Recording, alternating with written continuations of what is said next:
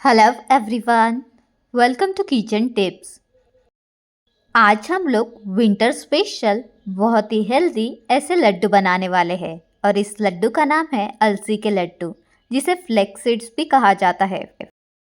लड्डू बनाने के लिए हम लोगों ने लिए है अलसी के सीड्स, मूंगफली, तिल, काजू, बादाम और गुड़। चलो सबसे पहले हम लोग कढ़ाई गरम करने के लिए रख देते हैं। कढ़ाई जैसे ही गर्म होगी वैसे हम लोग उसमें मूंगफली को भूनना शुरू कर देते हैं। मूंगफली जब तक फूटना शुरू नहीं हो जाती और जब तक उसके ऊपर इस तरह ब्लैक स्पॉट्स नहीं आ जाते तब तक हम लोग इसे भूनते रहेंगे। मैं इसे मीडियम फ्लेम पे भून रही हूँ। देखिए सीड्स अच्छे से भून चुके हैं। चलो अब इसे एक प्लेट में निकाल लेते हैं। यही सेम कढ़ाई हम लोग फिर से गैस पे गरम करने के लिए रख देते हैं। अब हम लोग इसमें तिल भून लेते हैं। तिल को भी तब तक भूनेंगे जब तक ये फूटना शुरू नहीं हो जाते। आज हम लोग एक बूंद भी घी यूज़ किए बगैर लड्डू बनाने वाले हैं। देखिए तिल किस तरह फूटना शुरू हो चुके हैं। देखिए तिल किस तरह फूटना शुरू हो चुके हैं और कढ़ाई से बाहर निकलना शुरू हो चुके हैं। चलो इसे भी हम लोग सेम प्लेट में निकाल लेते हैं जिस प्लेट में हम लोगों ने मूंगफली निकाल ली है। फिर से उसी सेम कढ़ाई में हम लोग इसमें काजू और बादाम भून लेते हैं। सबसे पहले हम लोग इसमें बादाम डालते हैं। बादाम भूनने के लिए थोड़ा सा टाइम लगता है, इसलिए हम लोग पहले इसमें बादाम को भून लेते हैं और उसके कुछ मिनट बाद हम लोग इसमें काजू डाल देंगे। आप चाहे तो इनमें थोड़ा सा घी डाल के भी इनको भून सकते हैं, लेकिन आज हम लोग एक बूंद भी घी यूज़ नहीं करने वाले हैं, इसलिए मैं इसे डायरेक्ट कढ़ाई में भून रही हूँ। जब काजू और बादाम इस तरह हल्के से गोल्डन ब्राउन हो जाएंगे तब उसे भी हम लोग सेम प्लेट में निकाल लेते हैं जिस प्लेट में हम लोगों ने तिल निकाल लिए हैं, और सेम कढ़ाई में हम लोग अलसी के बीजे भूनना शुरू कर देते हैं। अलसी को जवस भी बोलते हैं। ये खाने के लिए बहुत ज़्यादा उपदार होते हैं और इसीलिए इनको विंटर में खाया जाता है। वेदर में हो रही चेंजेस की वजह से तबीयत जल्दी ख़राब हो जाती है और इसलिए विंटर में इसके लड्डू खाना ज़रूरी होता है। चलो इस सीड्स को भी हम लोग एक प्लेट में निकाल लेते हैं और इन सब को हम लोग थोड़ी देर ठंडा होने के लिए रख देते हैं। हम लोगों ने जो मूंगफली, काजू, बादाम और तिल भुने थे वो ठंडे हो चुके हैं। तिल, मूंगफली, काजू, बादाम इन सब को हम लोग मिक्सी जार में निकाल लेते हैं। मैंने पहले थोड़े ही मिक्सी जार में डाले हैं। चलो पहले हम लोग आधे को ग्राइंड कर लेते हैं। देखिए उसका कुछ इस तरह हम लोग दरदरा सा पाउडर बना लेते हैं। बनाए हुए पाउडर को हम लोग एक प्लेट में निकाल लेते हैं। अलसी के सीड्स भी ठंडे हो चुके हैं।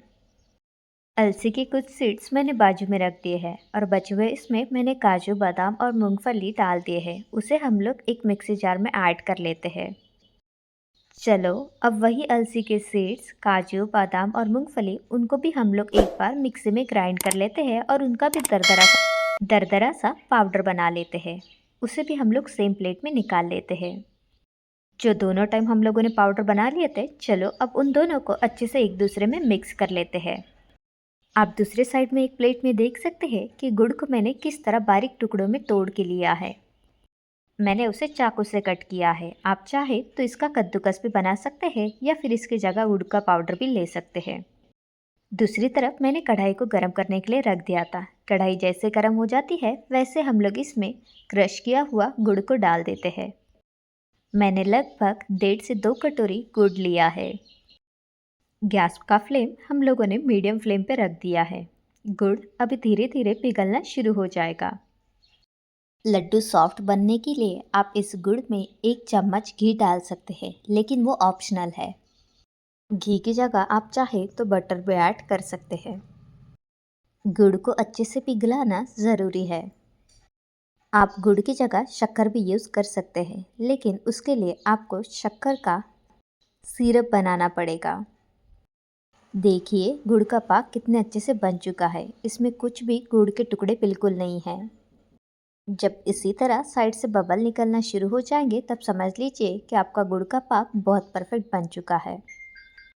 देखिए ये चम्मच से किस तरह गिर रहा है। चलो अब टाइम है कि जो पाउडर हम लोगों ने बनाया है वो पाउडर हम लोग इसमें धीरे धीरे करके ऐड करना शुरू कर देते हैं। मैं एक ही साथ पूरा पाउडर इस कढ़ाई में डाल रही हूँ। पूरा पाउडर ऐड करने के बाद चलो अब गैस का फ्लेम स्टार्टिंग में लो कर देते हैं, फिर इसको धीरे धीरे करके मिक्स करना शुरू कर देते हैं। ये पाउडर फॉर्म में होने की वजह से इसको मिक्स होने के लिए थोड़ा सा टाइम लगेगा, लेकिन अभी इसे कंटिन्यू मिक्स करते रहना ज़रूरी है, नहीं तो नीचे से गुड़ का पाक जल्दी ही जल जाएगा।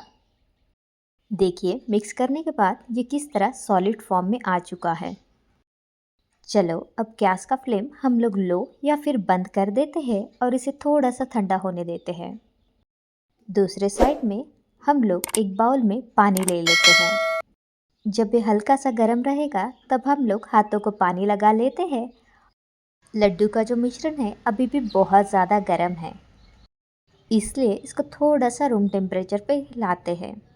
लगभग 5 मिनट के बाद हाथों को पानी लगा के लड्डू का बैटर थोड़ा सा हाथ में लेते हैं और लगभग नींबू के आकार के इसके छोटे छोटे लड्डू बनाना शुरू कर देते हैं।